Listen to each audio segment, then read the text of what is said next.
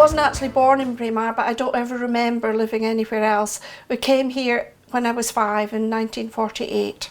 My dad was a fanatical bagpipe player, and he taught everybody from beginners to really experienced pipers, and our house was full of pipers every single day apart from a Sunday. So all I remember, my earliest memories are just bagpipes. He was the Laird's piper for about 40 years. I used to go along with them up to Invercauld House when my dad used to go to play for the Laird and his guests, because I used to do some Highland dancing before dinner to entertain the guests as well. So I was usually there with him most of the time. He stayed on late, obviously, and I was sent home by car, and he stayed late on to the night, and the Laird and him usually ended up in the tartan room at Invercauld House having a few drams after all the guests had gone to bed.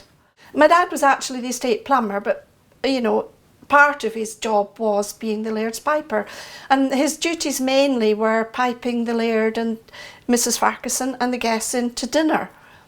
Mrs. Farquharson was an American. I don't know if everybody knows that, but so she had lots of American friends who used to come over during the summer months for shooting, fishing and that sort of thing, and they used to have wonderful Highland hospitality at Invercauld House, and my dad was always there to entertain them with a pibroch or two after dinner as well. I was the accountant at Invercauld from 1994. I took over from Bob Lay, the previous accountant, who sadly died quite recently. I was only there for 8 years at that time. I left again in 2001. Simon Blackett, the new factor, had just arrived, and he was quite new. He was completely new to the area, and I think he valued my knowledge, having been brought up in Invercauld Estate. I knew everybody. I knew all the tenants. I knew all the old farmers, and I just knew everybody, and I think he found that quite helpful, that I could give him some background. Alwyne was a real gentleman. If you had to take one word to describe him, it would be gentleman. Mrs. Farquharson, his first wife, she was very eccentric, but a very, very likeable person, and she did such a lot for Braemar, for the estate and for the village. She started the Invercauld Festival Theatre in the late 50s. I think it would have been about the late 50s. It was a church previously, and it's now a block of flats opposite the Invercauld Hotel. But for many years, for probably 20 odd years, it was the Invercauld Festival Theatre. It had all sorts of shows. I mean, Mrs. Farquharson had it all renovated inside, and she had this wonderful mural painted of depicting Finlay More Farquharson at the Battle of Pinkie, where he was Mary Queen of Scots standard bearer, and he was killed there at the Battle of Pinkie.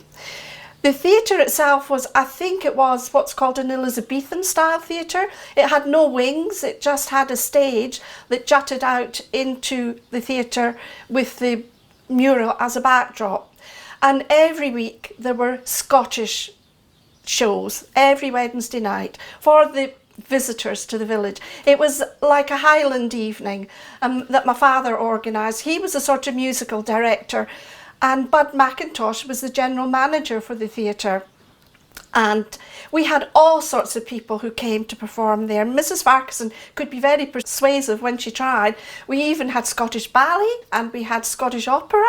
We had the Corries. We've had all sorts of people performing, and it's just so sad it's no longer in use.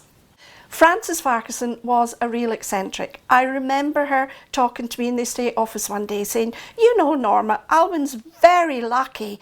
He could have married a dolly bird who spent all his money, but instead he married somebody 20 years older." And she said, "I'm very good at saving money for the estate." And she was. She really was. She did so much for the village. I mean, not just the theatre, but she opened what's now Davy Geddes' Sweetie Shop. She opened that as the Invercauld speciality shop, selling tweeds and knitwear and tartans and all that sort of thing. She was a great asset to Invercauld Estate.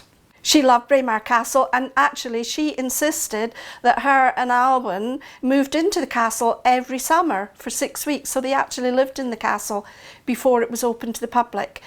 That only stopped when she became infirm and she couldn't manage the steps. She had been fashion editor for Vogue magazine before she met Alwyne, and so she was into fashion in a big way, and she had all these wonderful Farquharson tartan outfits made, and some of them were quite shocking, you know, and people in Braemar hadn't seen anything like it. And she used to wear these enormous mohair bonnets, and she had one in red and yellow and blue and green, all colours that are in the Farquharson tartan, and it depended on her mood which one she wore. Since the 80s and 90s, there have been more outsiders moving into the village, and they've given the village a new lease of life. I mean, we need people here who have always been here and who are the, you know, the backbone of the village, but we also need diversity, and we have so many new talented people who've moved into Braemar in the last 20 years, and now it's quite a vibrant community, and I don't ever remember it being as vibrant as that before.